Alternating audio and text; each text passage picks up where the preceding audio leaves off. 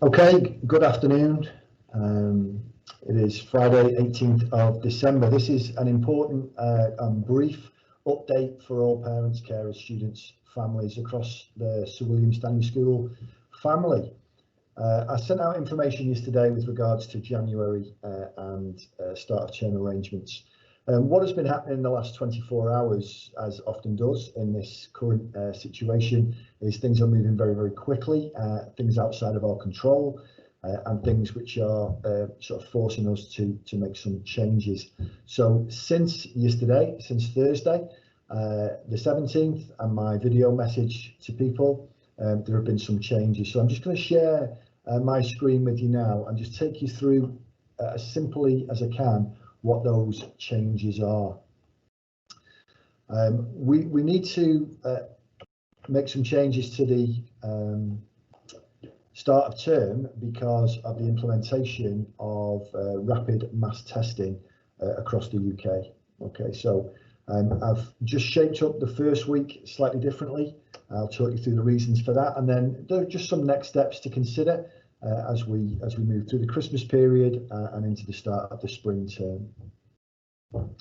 Now you will have this letter, this outline letter, and a more detailed letter from us which articulate what the changes are. So as you can see, Monday the 4th of January is now a full staff inset day, and there are no students from any year groups on site. And that is to look at the training implications and the logistic changes we're going to need to make in order to implement the testing programme at school. For the remainder of that week, between Tuesday the 5th and Friday the 8th, it is only Year 11 students who we are going to continue a normal timetable with. So no change for Year 11 from Tuesday onwards.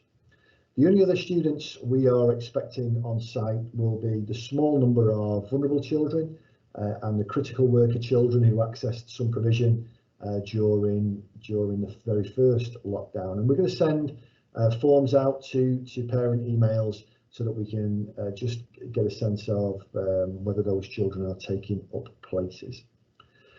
All of the students in years 7, 8, 9 and 10 will have a full remote learning offer for the remainder of that week, and separate to my communications, the school will tell each of the year groups what that offer will be.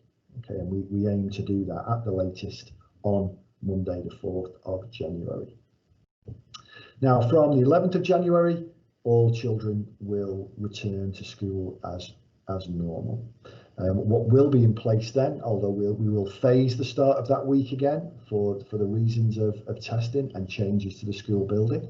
What will be in place then will be a testing programme.